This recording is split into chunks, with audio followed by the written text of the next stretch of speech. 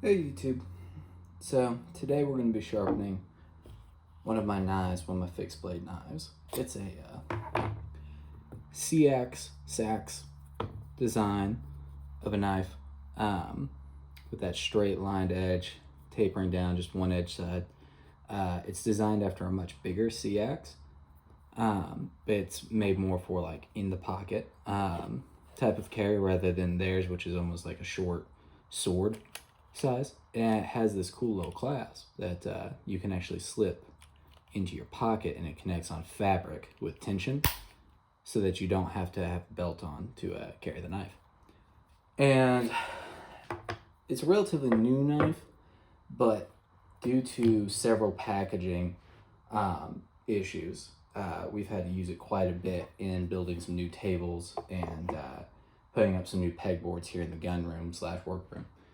And so I figured I would just go ahead and take you guys through the process by which we sharpen this knife. This is a great knife to start with because of that flat blade edge. A curved blade edge isn't hard to sharpen either, but a flat straight one is very smooth because you can just work the one side, flip it, work the other side, and you don't have to continuously adjust for the curve of the blade. So to show you real quick what we've got to work with today, we've got our little platform that's going to hold our whetstones. We've got polishing clay, which comes at the very end to clean up the knife and get rid of all the rough sort of abrasion marks and kind of clean and polish it up. We've got a leather stroke with a smooth side and a rough side. You can see all my polish from previous knife work.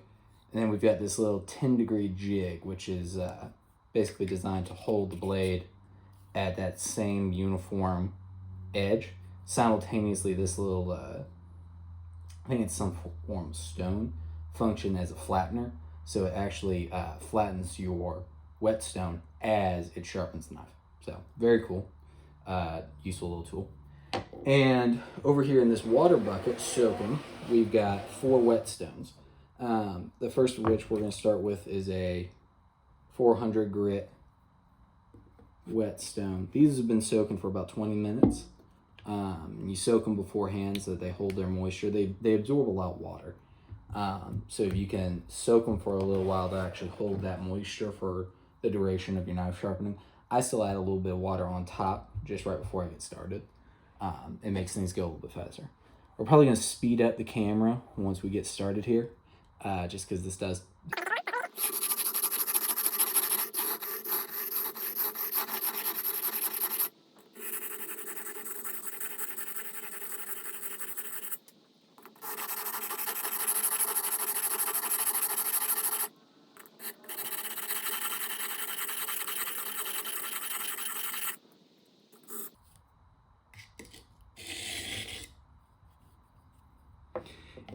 And if you watch the way I did that, I kind of just go back and forth, back and forth, back and forth on all the whetstones. I'm going to do it that way until we get to the very last 8,000 grit blade, in which I will finish with a couple sliding away passes.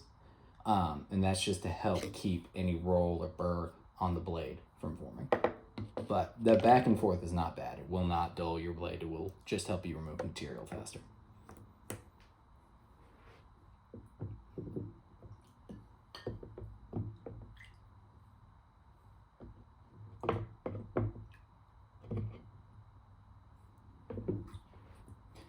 And I've got some pretty old stones here. They've seen a lot of work.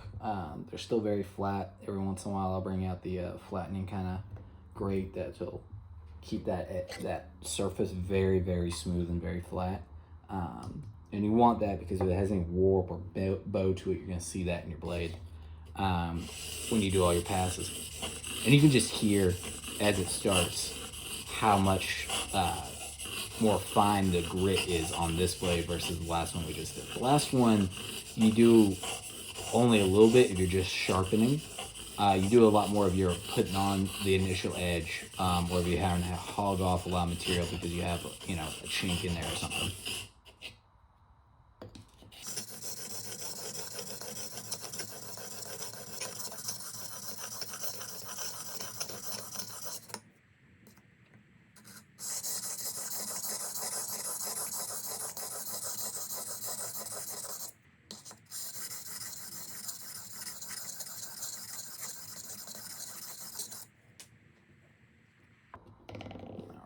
gonna up it now from the 1000 grit to the 3000 grit. I put the stones right back in the water. Helps keep them soaked and ready for the next one. I'm gonna go do an inventory of my hunting knives, which I haven't done in a while. See if anybody else needs sharpening, since I've already got the material out and the stones are already soaking. But this first one, we are doing together.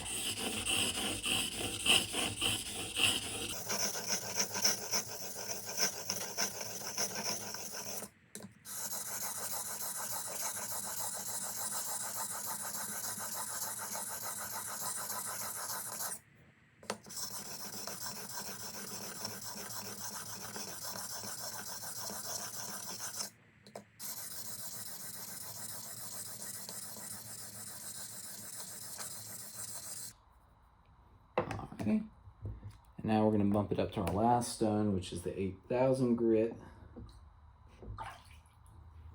which is a very fine grit for us to finish on.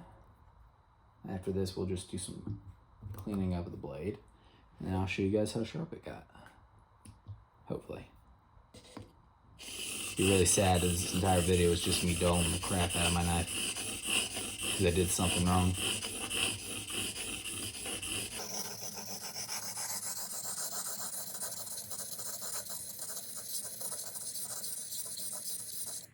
And I know there's some guys out there who can do this stuff without the little wedge, without the little jig to kind of help keep that angle consistent. I'm not that guy. I got this off Amazon, but you know, all the same, you're still gonna put a heck of an edge on there, and you can pick all different angles. This is 10-degree angle, which is pretty acute, but you know, there's other angles and other edges that you can go with depending on what you're doing with your knife.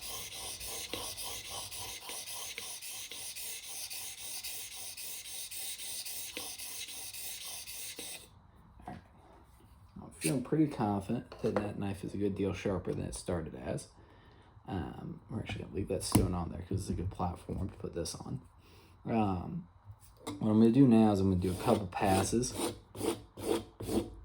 working any burrs off. Like I said, you're going to go all one direction pretty much with that. Get that edge too, and kind of come at different angles, and just really, some of the old polishing clay on there is going to help. Go ahead and get that process of polishing it all started. I prefer to put the polish right on the coarse side of the leather stroke. I know some people are going to lose their minds about that. You know, it works for me, and it makes the knife sharp. If you don't like it, you don't have to do it that way. You know, there's lots of different ways to do it. But you can see the polishing clays there, kind of already building up on there. That's why we kind of keep the other side clean, because that'll help clean it off. Once you get started, I'm going to add a little bit more fresh polishing clay, shaking the whole table. Coffee break.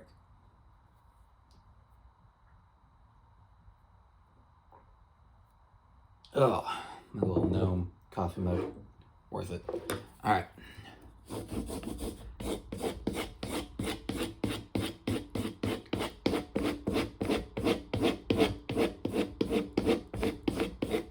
And remember, this is just leather. I mean, it's leather like anything else, so you can really get in there and kind of work the blade. Make sure you get both sides, kind of go the same direction, just kind of away from the blade edge.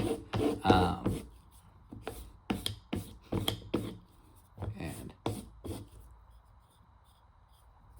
so it's now about ready for the finished polish.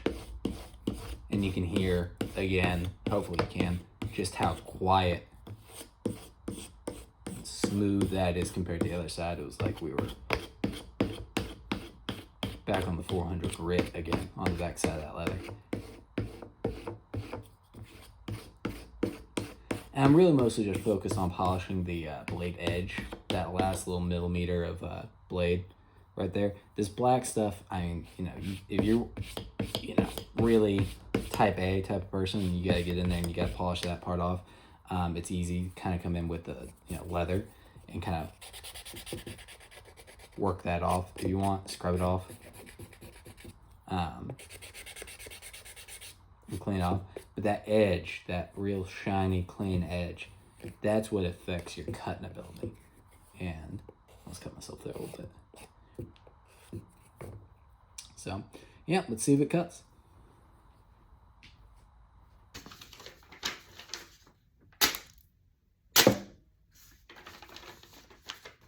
Nice clean